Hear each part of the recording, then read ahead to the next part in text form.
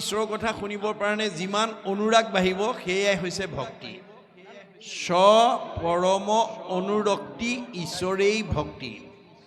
ঈশ্বৰৰ কথা শুনিবৰ কাৰণে মনৰ যিটো অনুৰাগ সেইটোৱে হৈছে ভক্তিৰ প্ৰতীক। এই অনুৰাগে আমাক 6টা প্ৰমোচন দিব। আমাৰ প্ৰথম স্কন্ধ ভাগৱতত এই কথা উল্লেখ কৰিছে, আগ্ৰহ, ৰতি, প্ৰীতি, ভক্তি, শান্তি, 6 নম্বৰত মুক্তি। গতিকে আমি আজিৰ দৰে ঈশ্বৰৰ কথা শুনিবলৈ অভ্যাস কৰিব লাগিব। অৰ্জুনক কৈছে, অৰ্জুন তুমি 4 মুঠি জীৱৰ ভিতৰত সৰ্বশ্ৰেষ্ঠ উপাধি লৈ আহিছা। মনক সংযম কৰিবা, ইন্দ্ৰিয়ক সংযম কৰিবা, নহ'লে আহিল কণা গ'ল কণা, খাগৰি কাটিল 3 কণা।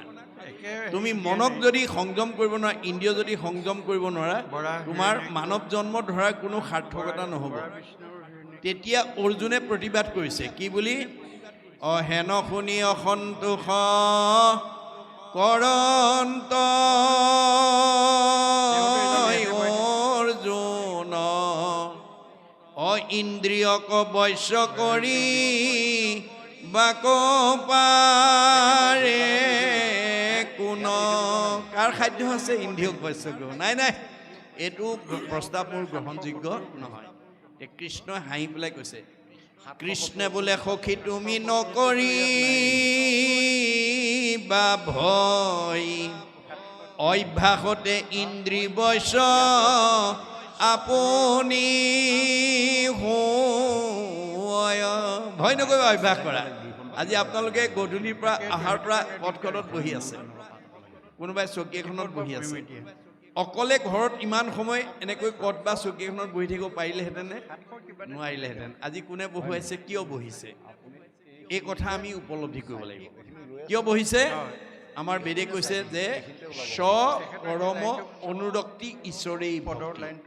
আজি ইয়াত বহি থকা সকলে ঈশ্বৰৰ কথা শুনিবৰ কাৰণে, জানিবৰ কাৰণে, বুজিবৰ কাৰণে এটা আগ্ৰহ লৈ বহি আছে।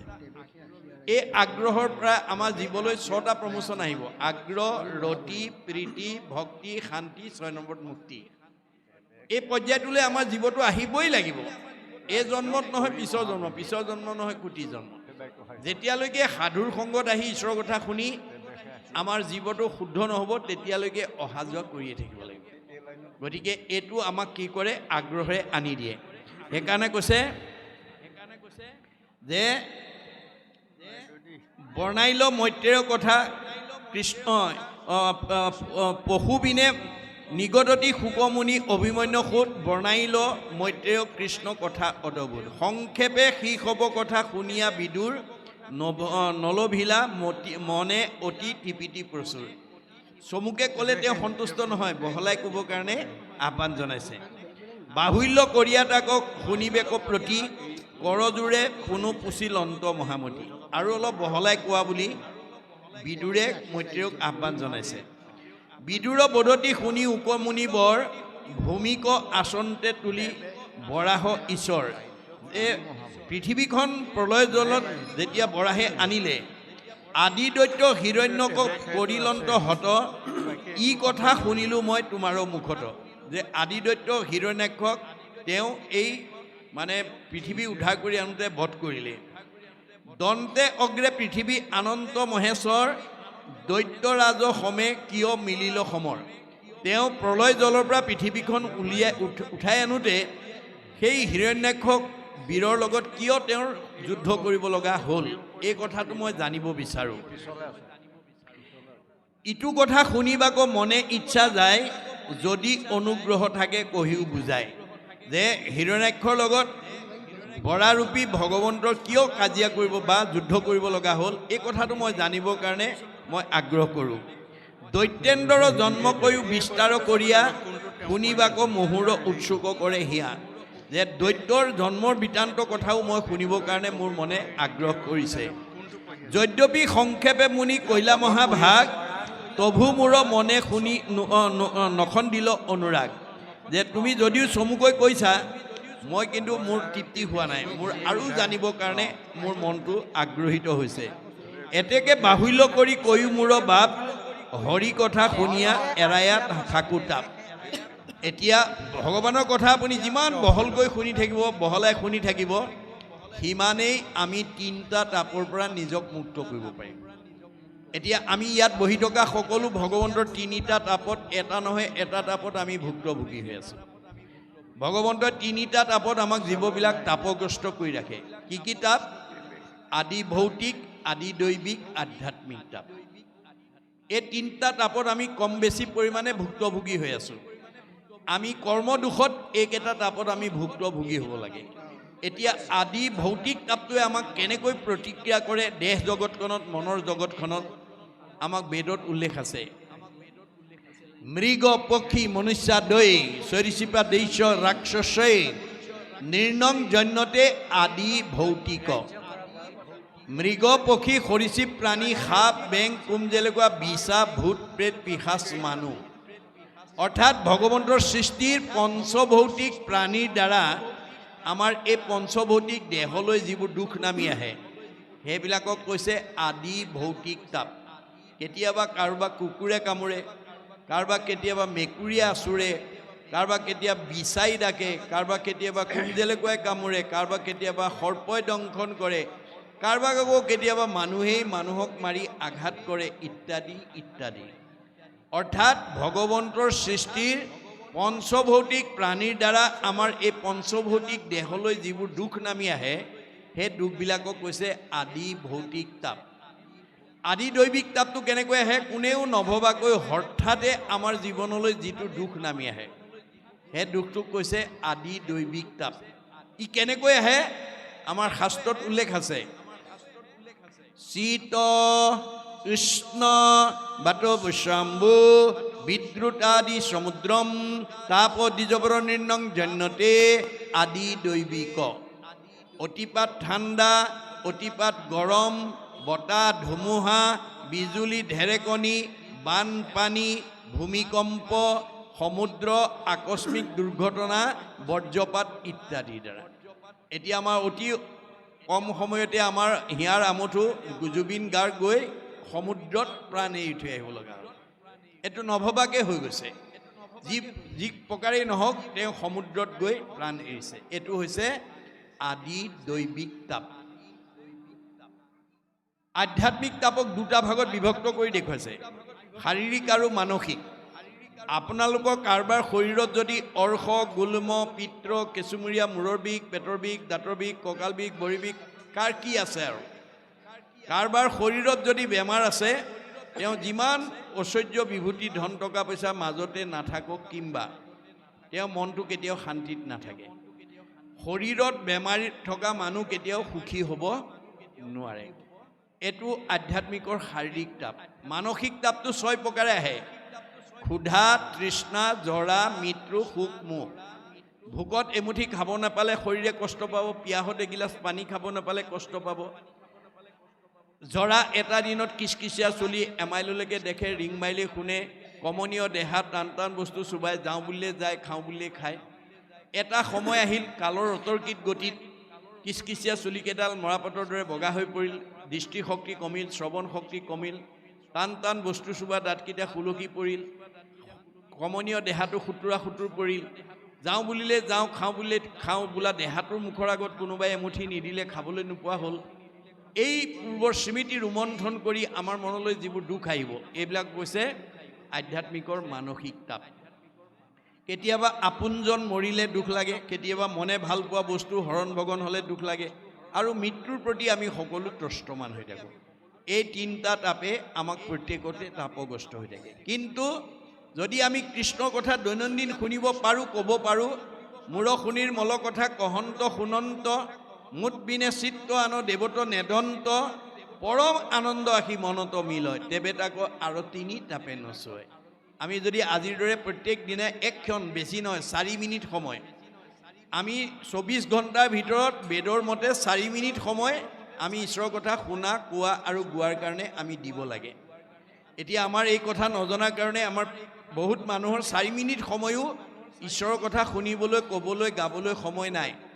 অৰ্জুনক কৈছে, আৰু হেৰা শুনা তুমি একবিনে নহো দুই, অবিদ্যা মায়েতো ভিন্ন দেখি। অৰ্জুন তুমিয়ে মই একেটাই, মায়াত থকাৰ কাৰণে মানুহে আমাক দুটা বুলি ভাবে মোৰ অংশ জীৱ তুমি মই আত্মা অন্তৰ্যামী এহি হেতু তুমি মই সখী তুমি মোৰ অংশ জীৱ অৰ্জুন সেইকাৰণে তুমি মোৰ সখী তে অৰ্জুনৰ লগত যদি সখী আমাৰ লগত সখী হয়নে নহয় আমি তেওঁৰে অংশ জীৱ হয়নে নহয় হয় সেইকাৰণে অৰ্জুনক বেছ কৰি আমাক কৈ আছে সাৰথীৰ কহু ভেদ লোৱাতাৰ পৰিছেদ আনে নজানয় মহামতী যিগোটা যে মহাৰথী ৰথেশ্বৰী কৰাগতি ৰথ কোনো চলাৱে সাৰথী তুমি যিখন ৰথত উঠি মহাৰথী হিচাপে যুদ্ধত অৱতীৰ্ণ হৈছা কৰ্মত অগ্ৰগতি হৈছা সেই ৰথখন কিন্তু মই পৰিচালনা কৰি আছোঁ সৰ্বতো সময়তে মনত ৰাখিবা অৰ্জুনক সতৰ্ক কৰি দিছে অৰ্জুনৰ ৰথখন যদি ভগৱানে পৰিচালনা কৰিছে আমাৰ ৰথখন কোনে পৰিচালনা কৰিছে আমাৰ ৰথখনৰ নাম কি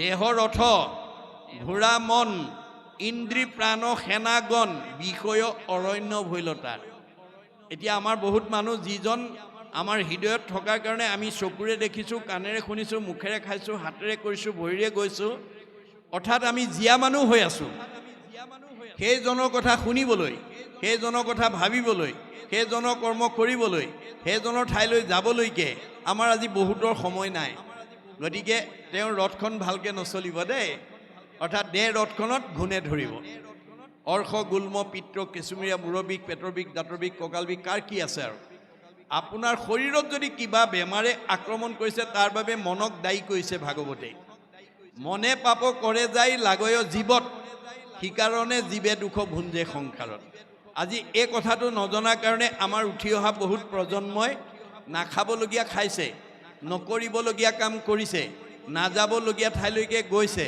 যাৰ কাৰণে ভগৱন্তই দিয়া 100 বছৰ ভোগ কৰিবলৈ নোপোৱাকৈ আমাৰ মাজৰ পৰা বিদায় লৈছে আমাক ভগৱানে চবকে 100 বছৰ দি পঠিয়াইছে মনুষ্যৰ আয়ুসত বৰিষ সংখ্যাত মানুহ মাত্ৰেই চবকে 100 বছৰ দিছে তৎসত্ত্বেও আমাৰ বহুতে আমাৰ মাজৰ পৰা 100 বছৰ ভোগ কৰিবলৈ নোপোৱাকৈ বিদায় লৈছে কিয় আমাৰ ভাগৱতত বান্ধি দিয়া নিয়মবিলাক নমনাৰ কাৰণে আমাৰ ভাগৱতত 8 প্ৰকাৰ নিয়মৰ কথা কৈছে দেই সদাচাৰ বুলি কয় 8 প্ৰকাৰ সদাচাৰ আমি জানিব লাগিব কি সদাচাৰ কায়ৰ সদাচাৰ বাক্যৰ সদাচাৰ মনৰ সদাচাৰ গমন সদাচাৰ শৌচ সদাচাৰ অন্ন সদাচাৰ স্নান সদাচাৰ শয়ন সদাচাৰ এই 8 প্ৰকাৰ সদাচাৰ যদি আপুনি নিজেও মানে ল'ৰা ছোৱালীক ঘৰৰ পৰিয়ালক যদি মনাব পাৰে আপোনালোকৰ ঘৰখনত বেমাৰ আজাৰ নহয় আৰু 100 বছৰৰ আগতে কোনো বিদায় ল'ব লগা নহয় কাৰণ মহাপুৰুষ শংকৰদেৱৰ দিনত কেইবাজনো আটা পুৰুষে শংকৰ মাধৱৰ পৰাই ভাগৱতৰ ব্যাখ্যা শুনিছিল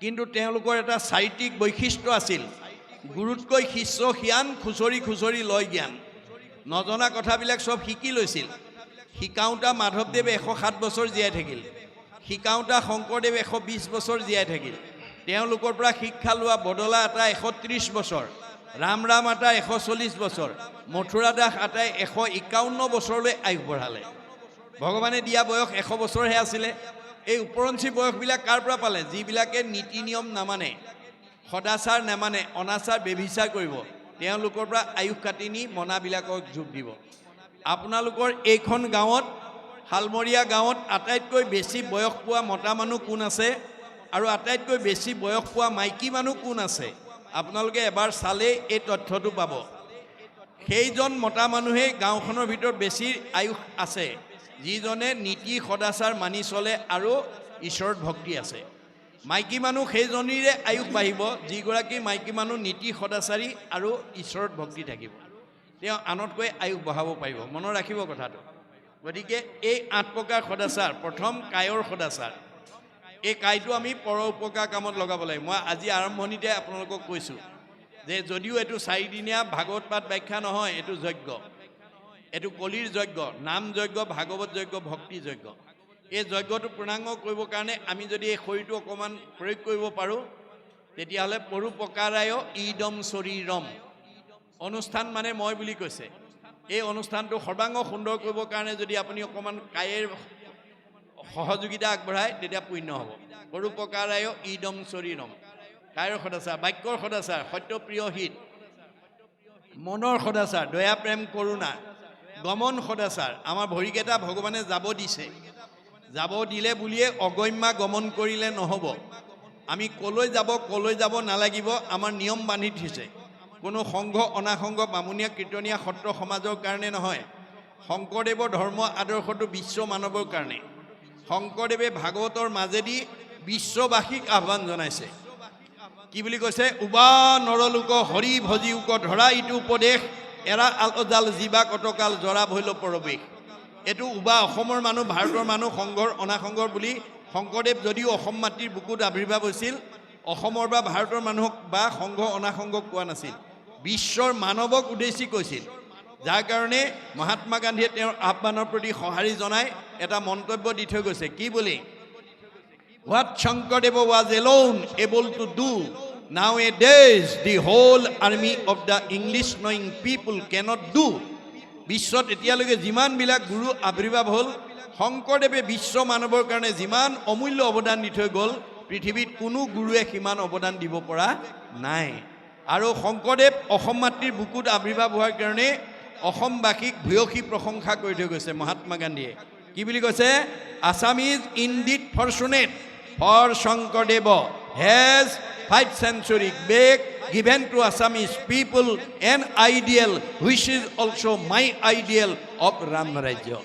মই যিখন ৰাম ৰাজ্য অসমত প্ৰতিষ্ঠা কৰা মানস কৰি আহিছিলোঁ শংকৰদেৱে 500 বছৰ পূৰ্বতে সেই ৰাম ৰাজ্য অসমত প্ৰতিষ্ঠা কৰি থৈ গৈছে অসমবাসী সঁচাকৈয়ে ভাগ্যৱান কিন্তু আজি আমি অসমৰ মানুহে গুৰুজনাৰ এই দৰ্শন আজিৰ দৰে শৃংখলাবদ্ধভাৱে পুংখানুপুংখভাৱে আলোচনা নকৰাৰ কাৰণে আমাৰ মাজতে বিভাজন হৈ আছে একেখন গাঁৱতে 2-3টা খেল বা 2-3খন সমাজে আমি বসবাস কৰিব লগা আছে এইটো আমাৰ কাৰণে দুৰ্ভাগ্য শংকৰদেৱে কিন্তু আমাক এটা জাতি বৰ্ণ বৈষম্যহীন এখন সমাজ প্ৰতিষ্ঠা কৰি এই আদৰ্শৰে আমাক অনুপ্ৰাণিত হ'বৰ কাৰণে আহ্বান জনাইছিল আপোনালোকে সকলোৱে জানে যে প্ৰাক শংকৰী যুগক অন্ধকাৰ যুগ বুলি কোৱা হৈছিল শংকৰদেৱ আবিৰ্ভাৱ হোৱাৰ আগত আমাৰ অসমখন অন্ধকাৰ যুগ বুলি কোৱা হৈছিল আৰু সেই সময়ত অসমৰ মানুহে ধৰ্মৰ নামত মানুহ বলি দিবলৈ কুণ্ঠাবোধ কৰা নাছিল তেনে এটা সন্ধিক্ষণতে শংকৰদেৱ আবিৰ্ভাৱ হৈ অসমৰ চাৰিওফালে ঘূৰি চাই দেখিলে যে অসমত বিভিন্ন জাতি জনগোষ্ঠীৰ মানুহে বসবাস কৰি আছে আৰু এই সকলোবিলাক ঈশ্বৰৰ অমৃতৰ সন্তান এই আধ্যাত্মিক জ্ঞানটো মই যদি অসমবাসীক দি থৈ যাব নোৱাৰোঁ ভৱিষ্যতে এওঁলোকে কেতিয়াও একতাৰ দোলেৰে বান্ধ খাব নোৱাৰিব সমন্বয়ৰ সেতু বান্ধিব নোৱাৰিব গতিকে তেওঁ সেইকাৰণে সমষ্টৰে মাজত এই আধ্যাত্মিক কথাত আত্মসম্পৰ্কীয় জ্ঞানটো দিবৰ কাৰণে অসমখনক অন্ধকাৰ পোহৰলৈ আনিবৰ কাৰণে প্ৰথম সমাজ সংস্কাৰ পথটোকে তেওঁ হাতত তুলি লৈছিল দাৰ্শনিক পণ্ডিতে কৈছে কাষ্ট মানে socialism cannot come until the caste system is ended. Caste system is the moral enemy of socialism. এখন সমাজ গঠন কৰিবলৈ হলে জাতিভেদ প্ৰথা থাকিব নালাগিব জাতিভেদ প্ৰথা সমাজ সংগঠনৰ এটা অন্তৰায় গতিকে এই কথা শংকৰদেৱে বুজি পেলাই আমাৰ প্ৰথম জাতিভেদ প্ৰথাটো বিনাশ কৰিবৰ কাৰণে সকলো জাতি জনগোষ্ঠীৰ পৰা তেওঁ ভকতক সংস্কাৰ কৰি লৈ আহিলে কেনেকৈ আনিলে ভগৱানৰ হাজাৰটা নামৰ পৰা এটা এটা নাম দি লৈ আহিলে আৰু দ্বিতীয় স্কন্ধৰ ভাগৱতত সেই কথাটো উল্লেখ আছে কিৰাত কছাৰী খাচী গাৰু মিৰি যবন কংক গোৱাল ধুবাজে তোৰুক অসম মূলোক কুবাচ মেল চাণ্ডাল আনু হব পাপী কৃষ্ণ সেৱ কৰ সংগত পবিত্ৰ হয় হৰিত একান্তে ভকতি কৰিয়া বৈকুণ্ঠে সুখে চলয় আজি এই 4দিনীয়া কাৰ্যসূচী ভাগৱত পাঠলৈ ইয়াত অঞ্চলৰ সকলো জাতি জনগোষ্ঠীৰ মানুহে আহি অংশগ্ৰহণ কৰিব পাৰে তাত কোনো বাধা নাই সকলোৱে ঈশ্বৰৰ কথা শুনি বৈকুণ্ঠলৈ পথ প্ৰশস্ত কৰিব পাৰে তাত কোনো বাধা নাই সেইকাৰণে সকলো জাতি জনগোষ্ঠীৰ পৰা ভকতক সংস্কাৰ কৰি আনিছিল কেনেকৈ ভগৱন্তৰ হাজাৰটা নামৰ পৰা এটা এটা নাম দিয়ে সংস্কাৰ কৰি আনি সমাজক পৰিচয় কৰাই দিছিল কি বুলি এৰা সমাজৰ লোকসকল এয়া তোমালোকৰ মাজলৈকে মই আজি গাৰুৰ ভকত আনিছোঁ দেই তোমালোকে এওঁক আজিৰ পৰা গাৰু বুলি ঘৃণা নকৰিবা এওঁ ঈশ্বৰৰ অমৃতৰ সন্তান এওঁক আজিৰ পৰা তোমালোকে গোবিন্দ আতৈ বুলিবা এয়া মই নগাৰ ভকত আনিছোঁ এওঁক আজিৰ পৰা তোমালোকে নৰোত্তম আতৈ বুলিবা এয়া মই যবনৰ ভকত আনিছোঁ এওঁক আজিৰ পৰা জয় হৰি আতৈ বুলিবা এয়া মই কাৰ্বিৰ ভকত আনিছোঁ, এওঁক তোমালোকে আজিৰ পৰা ভোলাই আঁতৰি বুলিবা। এয়া মই জয়ন্তীয়াৰ ভকত আনিছোঁ, এওঁক আজিৰ পৰা তোমালোকে মাধৱ আঁতৰি বুলিবা। এয়া মই হীৰাৰ ভকত আনিছোঁ, এওঁক আজিৰ পৰা তোমালোকে মথুৰা দাস আঁতৰি বুলিবা। এয়া মই আহোমৰ ভকত আনিছোঁ, এওঁক আজিৰ পৰা তোমালোকে নৰহৰি আঁতৰি বুলিবা। এয়া মই কছাৰীৰ ভকত আনিছোঁ, এওঁক আজিৰ পৰা তোমালোকে বলাই ৰমাই বুলিবা। এয়া মই মিচিঙৰ ভকত আনিছোঁ, এওঁক আজিৰ পৰা তোমালোকে পৰমানন্দ আঁতৰি বুলিবা। এয়া মই দেউৰীৰ ভকত আনিছোঁ, এওঁক আজিৰ পৰা তোমালোকে বৈকুণ্ঠ আঁতৰি বুলিবা। এয়া মই কৈৱৰ্তৰ ভকত আনিছোঁ, এওঁক আজিৰ পৰা তোমালোকে পূৰ্ণানন্দ আঁতৰি বুলিবা। এয়া মই বনিয়াৰ ভকত আনিছোঁ, এওঁক আজিৰ পৰা তোমালোকে হৰিদাস আঁতৰি বুলিবা। এয়া মই কোঁচৰ ভকত আনিছোঁ, এওঁক আজিৰ পৰা তোমালোকে মুৰাৰী আঁতৰি বুলিবা। এয়া মই কলিতাৰ ভকত আনিছোঁ, এওঁক আজিৰ পৰা তোমালোকে গোপাল আঁতৰি বুলিবা। এয়া মই ভুটীয়াৰ ভকত আনিছোঁ, এওঁক আজিৰ পৰা তোমালোকে দামোদৰ আঁতৰি বুলিবা। এয়া মই নাপিতৰ ভকত আনিছোঁ, এওঁক আজিৰ পৰা তোমালোকে নাৰায়ণ ঠাকুৰ আতা বুলিবা। এয়া মই তিৱাৰ ভকত আনিছোঁ, এওঁক আজিৰ পৰা তোমালোকে সুদাম আঁতৰি বুলিবা। এয়া মই কায়স্থৰ ভকত আনিছোঁ, এওঁক আজিৰ পৰা তোমালোকে সতাই আঁতৰি বুলিবা। এয়া মই মুছলমানৰ ভকত আনিছোঁ, এওঁক আজিৰ পৰা তোমালোকে শ্যাম কাই আঁতৰি বুলিবা। তাৰ পৰা অপ্ৰভংশ হৈ চান্দ খাই হৈছে। এয়া মই ব্ৰাহ্মণৰ ভকত আনিছোঁ, এওঁক আজিৰ পৰা তোমালোকে অনন্ত কণ্ডলী সাৰ্বভৌম ভট্টাচাৰ্য বুলিবা। এইধৰণে সকলো জাতি জনগোষ্ঠীৰ পৰা ভকতক সংস্কাৰ কৰি আনি বৰ্ণ বৈষম্য এখন সমাজ প্ৰতিষ্ঠা কৰি ঘোষণা দি থৈ গৈছিল। কি বুলি? অহৰিক ভজয় যিটো তাকে বোলে জাতি, কৃষ্ণত বিমুখ যিটো সেহিহে অজাতি। মানুহক দুটা ভাগত, এটা জাতি আৰু এটা অজাতি। প্ৰথম স্কন্ধ ভাগতো সুতে 28,000 ঋষিক সেই কথাটোৱে কৈছিল। 28,000 বেদজ্ঞ শাস্ত্ৰজ্ঞ ঋষি সৌনকে প্ৰমুখ্য কৰি কৃষ্ণ বৈকুণ্ঠ প্ৰায়ণ হোৱাৰ লগে লগে পৃথিৱীলৈ কলি আহিল বুলি যেতিয়া তেওঁলোকে ত্ৰেতা যুগৰ যজ্ঞ আৰম্ভ কৰিলে, এদিন দুদিন নহয়, হাজাৰ হাজাৰ বছৰ যজ্ঞ কৰি যজ্ঞৰ ধোঁৱাৰে গা ধোঁৱাবৰণীয়া হৈ গ'ল, কিন্তু ফল নাপালে।